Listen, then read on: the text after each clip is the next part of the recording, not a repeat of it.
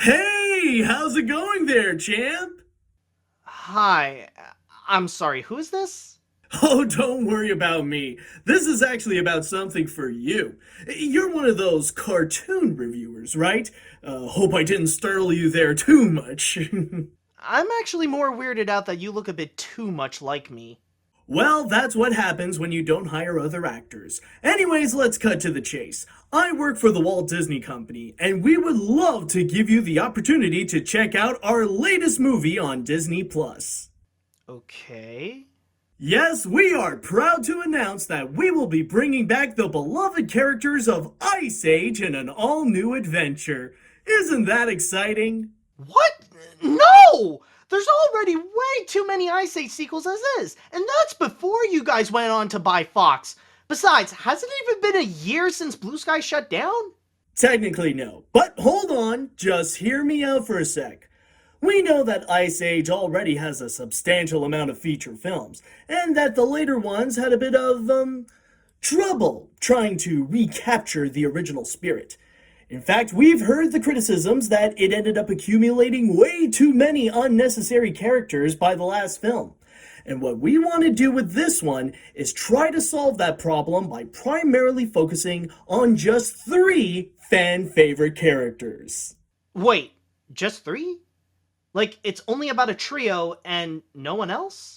Well, there may be a subplot with a few others, and include one or a few new ones, but this is all about the Ice Age's unforgettable trio, and I think you're smart enough to know who they are. Well, when you put it like that, I suppose I could give Ice Age another chance if it puts in that kind of effort. Perfect! We'll send you the movie immediately. Have fun with Buck, Crash, and Eddie! Okay, wait, what did you say? Did I hear that wrong? He didn't actually say what I think he... What brings you two to my world? We want to live a life of adventure, like you. It's a bad time for a tropical vacation. Everyone, we face a grave threat. Can you repeat that? I had a marshmallow in my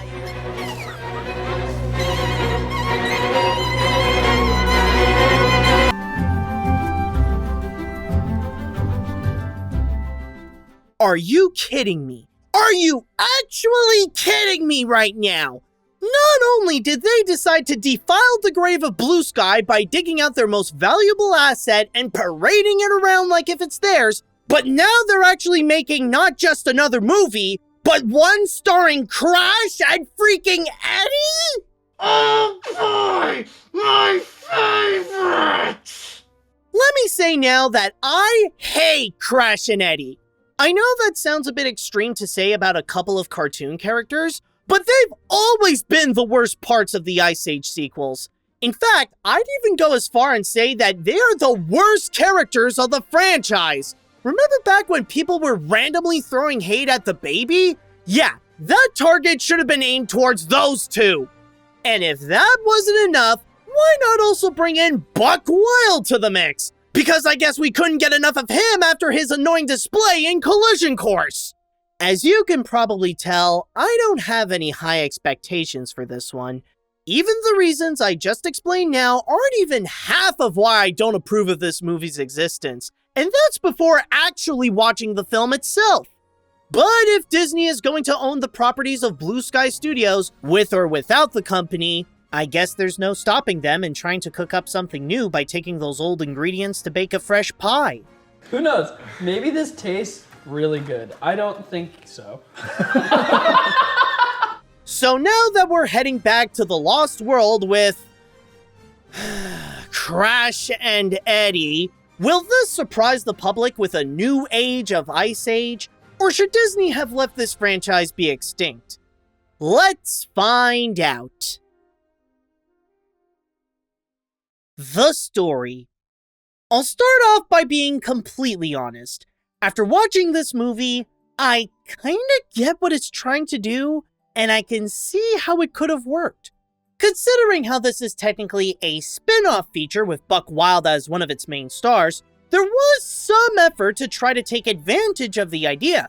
showing Buck's escapades in the Lost World, and expand upon the world building of the area with new characters, both good and bad, that help give a new layer to both the Lost World and Buck himself. It would have been perfect to deliver something both familiar with several elements that fans recognize from Dawn of the Dinosaurs, but also something completely new with this more adventurous type plot where it traverses around the unique land of dinosaurs and shows some new sides of Buck that have yet to be explored. Your way didn't work! We lost our team. I know, Z, but maybe there was nothing we could do to save them. Okay, I'm not saying that this would have been entirely great. In fact, the elements that do emphasize that in the picture aren't far off from what you would get out of a Land Before Time sequel, but there is an idea that could have been a good excuse to continue the Ice Age franchise. Unfortunately, that's not what we entirely got here. Keep in mind that the title of the feature is called The Ice Age Adventures of Buck Wild, meaning that you got one half of the film that's the Buck Wild spin-off that I was talking about, and the other half that's the usual and tiring Ice Age sequel. And this is where Crash and Eddie's involvement comes in. Because it really wants to identify itself as an Ice Age movie and have an excuse to bring back some of the original characters, there is a second plotline that intertwines with the Lost World narrative, where the duo wants to prove that they could be independent, and that they're capable of living without the help of their big sister and the original trio. Just like all of the Possum's other appearances, a major problem with both of them and the entire movie is that they are not funny. Since this is a spin-off feature that stars some of the more comedy-centric characters of Ice Age, you'd expect that the humor would play a strong role and supply a large amount of jokes to entertain the viewer. I mean, it technically does, but none that's legitimately effective, especially when the majority of the gags all share the same punchline of how much Buck is an oddball, or especially how stupid Crash and Eddie are. If we can harness the power of our spleens, we can master lightning! And because of that, there's nothing to hold on to in order to be engaged with the movie. There's nothing enjoyable about the comedy. The characters aren't the kind worth rooting for, which I'll get to later, and even the storytelling has a very hard time trying to balance being a Buck Wild spin-off and an Ice Age film. Seriously, there are long periods where it forgets about Crash and Eddie's goal of independence, and it could sometimes fill the narrative with just exposition. Now, I get their purpose of introducing Ice Age to a new generation of kids who want to get into the franchise, but they can really go on with them to the point where they feel like filler. Not to mention that most of what it wants to say is stuff that longtime Ice Age fans already know in the first place.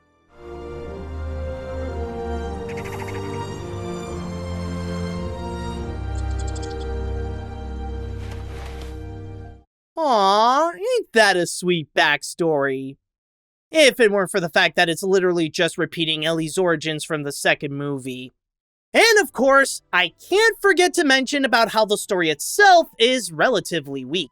With nothing to be engaged with and no characters to support, the story is left exposed to all of its problems and its predictabilities, where, as a kid's movie that doesn't want to take any risks, it's easy to guess what will happen when Buck tries to save the Lost World from the wrath of Orson, or when Crash and Eddie want to be independent and go to the Lost World to prove their worth. Yes, I'll give it that it does have an idea, and a pretty good one too. However, an idea alone is not enough to craft a whole movie when the execution makes it feel like a complete waste. The animation.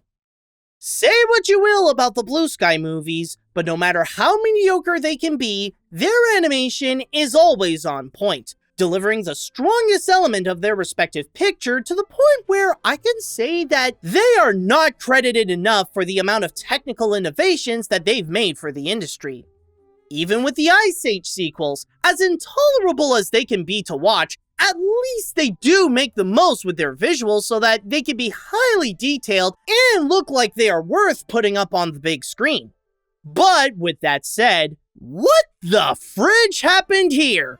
The animation didn't just have a downgrade, It plummeted to where the quality now matches with the standards of the writing.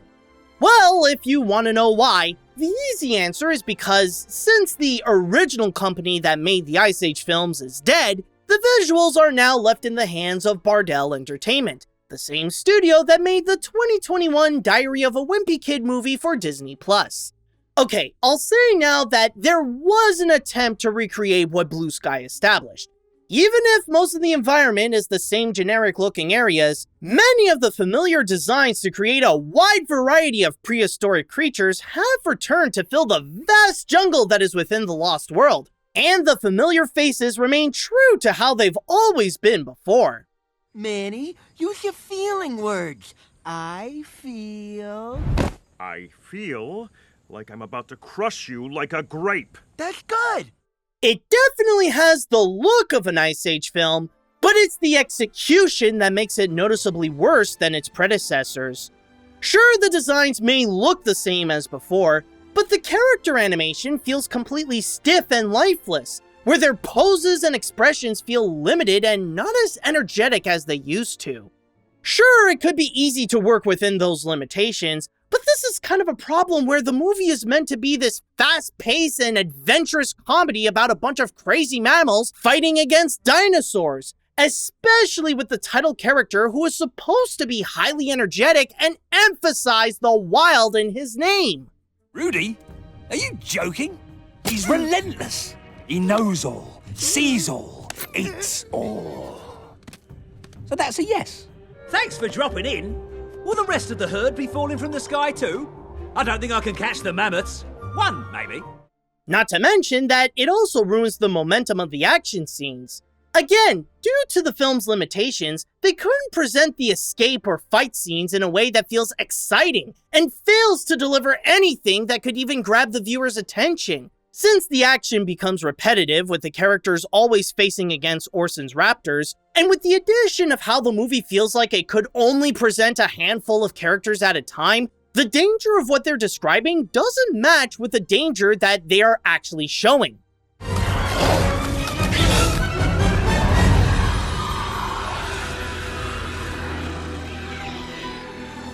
Of course, the big reason for this is because the rendering power used in the film is nowhere near the levels of what Blue Sky had during their time. If anything, blame the technology instead of the talent. That's why the quality of this looks more like it's about the same as the first film. However, keep in mind that the first was made 20 years prior in 2002, and there are still some elements in there that do look good to this day. With Buck Wild, however, the only excuse it has is because Disney cheaped out and just wanted something to be more quick for the sake of more content on Disney+. It would have been fine if this were an animated series, but not a legitimate feature film. I'm not saying that Bardell is a bad studio or anything like that. They only did what they could do with the materials they have. But it's hard to ignore that we went from what Blue Sky made to this, thus having the animation deliver a painful feeling of how low the franchise has sunken. The characters. Now, here's the part where this gets very interesting as an Ice Age movie. What fans of the franchise may immediately recognize is that not everyone has returned for this installment. Whoever first appeared in either Continental Drift or Collision Course are all taken out. Because of this, many have presumed that this takes place between the third and the fourth movie. A midquel where the filmmakers don't have to worry about incorporating anything from the later sequels. And while I do very much appreciate how it tries to resolve one of the franchise's biggest problems, the timeline theory is not the case. Even if it may not look like it, the movie is actually a follow-up to Collision Course. How do I know this? The movie begins with Ellie recapping the franchise where she mostly talks about what happened in the first two films and highlights the events of the rest. The six of us had so many adventures. But every time we thought it was the end of the world, it only brought us closer together. I'd like to add that the scene also acknowledges the baby and the humans from the first. So I'll give it that there is one thing here that no other Ice Age sequel ever did. Oh, and by the way, it's not just the characters from 4 and 5 that are absent. There is also Peaches, who is noticeably missing, and what may be a shock to many, there is no Scrat. Yes, never once did Scrat ever appear to chase after his acorn. But in the movie's logic, who needs Scrat when we got Crash and Eddie and their wacky hijinks? Whoa, that's a new record. It took us like 8 minutes to destroy our fall habitat. But why'd you build it right in the middle of our isolanche? Rookie error, dude. Did I ever tell you that I hate these guys so much? But with that said, let's get into those who are in the picture, starting with the main weasel himself, Buck Wild. Thankfully, one good thing this movie did is have Buck be more like how he was in Dawn of the Dinosaurs instead of the annoying version in Collision Course, where he's a bit more competent as an adventurer, but still has a bit of a loony side where he talks to vegetables and his own hand. However, there's actually more that we learn about Buck, as he was once part of a group that kept harmony amongst the creatures of the Lost World. But then, after one failed mission against Orson, he later reunites with his former partner Z, who is more of a planner that is used to Buck's quirks, as they have an ex-like relationship where they have to learn to settle their differences for the sake of saving the Lost World. Well, I insist you return the blame and give it to me. Look, it wasn't you. It wasn't me. It was us. If the movie were more about this, and dedicate most of its time on Buck and coming in terms with his past to save the Lost World's future, then this movie would have been worthwhile. But that's unfortunately too good to be true because we also need to make room for Crash and Eddie. Yes, they do have an arc where they try to prove that they can competently be independent and capable of surviving without the supervision of Ellie. However, that aspect is weak for barely being used other than to advance the plot while never showing any legitimate growth to them, and the only thing the two do is the same thing that they always do in every other Ice Age film. Make unfunny jokes about how stupid they are.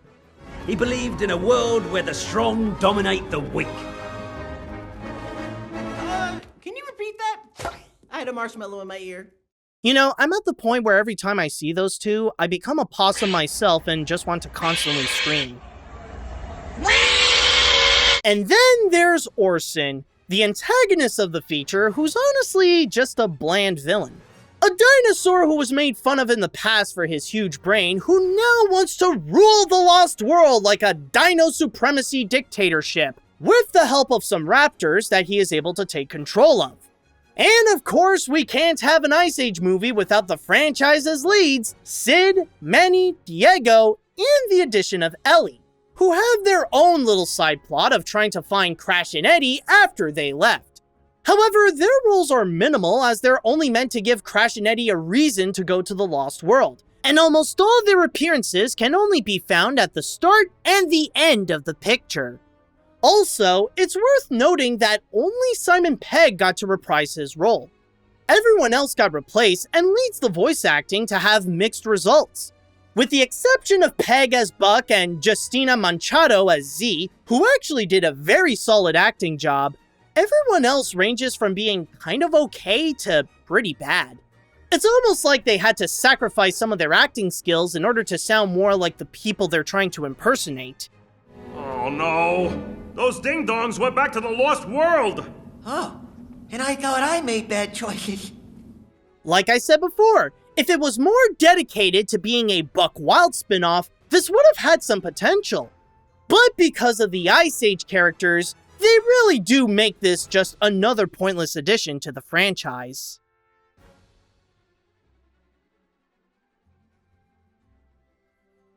I'll give it this. I was surprised to find that it has a good idea to bring back the Ice Age franchise.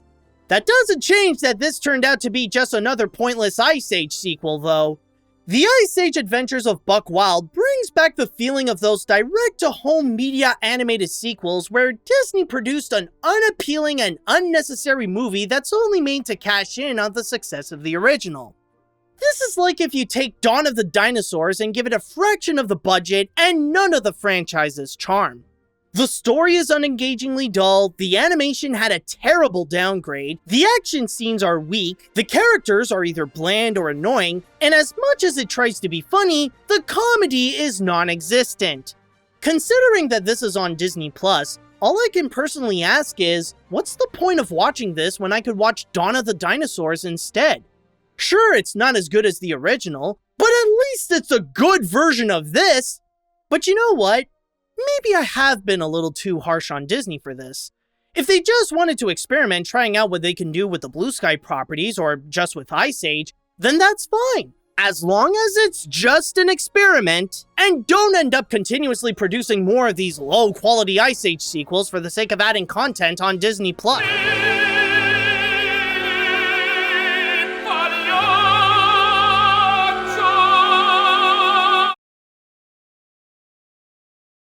Well, this franchise is never gonna end, is it?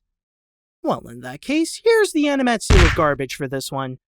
Now, if you excuse me, I'm just gonna go and be a possum for a moment and just continuously scream.